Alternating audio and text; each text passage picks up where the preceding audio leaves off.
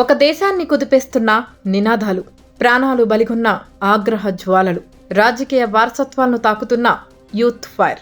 Social media నిషేధం నుంచి మొదలైన ఈ విప్లవం ఇప్పుడు నెపో కిడ్ మూమెంట్గా మారింది. నేపాల్లో సామాజిక మాధ్యమాలపై నిషేధించడాన్ని వ్యతిరేకిస్తూ యువత తిరగబడి ఆందోళన చేపట్టడం ప్రభుత్వాన్ని కుదిపేసింది. ఈ ఆందోళనలో పదుల సంఖ్యలో జనం ప్రాణాలు కోల్పోగా వందల సంఖ్యలో గాయపడ్డారు. సోషల్ మీడియాపై నిషేధం ఎత్తివేసినప్పటికీ నేపాల్లో ఉద్రిక్తతలు కొనసాగుతున్నాయి.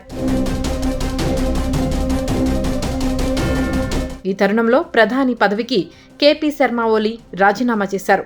అనారోగ్య కారణాలతో ఆ దేశ ప్రధాని కేపీ శర్మ ఓలీ దేశాన్ని వేడనున్నట్లు ప్రచారం జరుగుతోంది. అలాగే హోంశాఖ మంత్రి రమేష్ లేకర్ రాజీనామా చేయాల్సి వచ్చింది. దేశంలోని అస్థిర పరిస్థితుల వేళ త్రిభువన్ అంతర్జాతీయ విమానాశ్రయాన్ని మూసివేశారు. అన్ని విమానాలను రద్దు చేశారు. మంత్రులను వారి అధికారిక నివాసాల నుంచి ఆర్మీ హెలికాప్టర్ల ద్వారా తరలిస్తున్నారు. ఎయిర్పోర్ట్ వద్ద హెలికాప్టర్ల కదలికలు కనిపిస్తున్నాయి. అలాగే రాజధాని కాఠ్మండూలోని ఆర్మీ బ్యారెక్లోకి వీఐపీలను తరలిస్తున్నారు. ఆందోళనకారులు మాజీ ప్రధాని ఆయన భార్యపై దాడి చేశారు. ఈ దాడుల్లో మాజీ ప్రధాని భార్య మృతి చెందారు.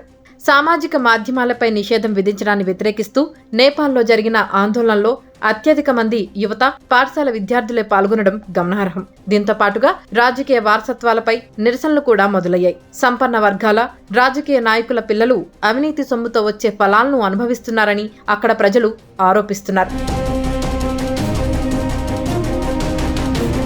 అయితే స్థాయి ఉద్యమానికి ఓ వ్యక్తి నాయకత్వం వహించాడు. అతడే సుధన్ గురుంగ్. అతడి నేతృత్వంలో నిర్వహించే హమీ నేపాల్ అనే ఎన్జీఓ సంస్థ ఈ ఆందోళనలను ముందుండి నడిపించింది. సుధన్ గురుంగ్ హమీ నేపాల్ సంస్థకు అధ్యక్షుడు.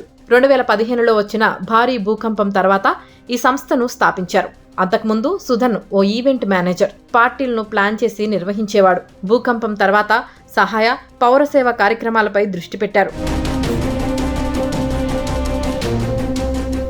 గతంలో BP Koirala institute of health sciences పారదర్శక కోరుతూ గోపా క్యాంప్ పేరిట ఆందోళన వ్యక్తం చేశారు. సామాజిక మాధ్యమాల్లో నిషేధంతో మొదలైన ఉద్యమంలో డిజిటల్ యుగపు యువత ఆగ్రహాన్ని సుధన్ ఉద్యమంగా మార్చగలిగారు. సోషల్ మీడియా కోసం ఆందోళన సమయంలో రాజకీయ వారసత్వాలపై నిరసనలు కూడా మొదలయ్యాయి.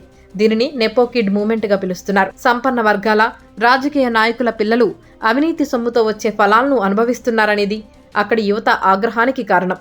అయితే నిషేధం ఎత్తివేశారు. రాజీనామాలు జరిగాయి. కానీ ప్రజల కోపం ఆగలేదు. సుధన్ గురుంగ్ లాంటి వాయిస్లు, యువత ఆగ్రహం నేపాల్లో భవిష్యత్తును మలుస్తాయా లేక మరో పెద్ద రాజకీయ తుఫానుగా రాబోతుందా అన్నది చూడాలి.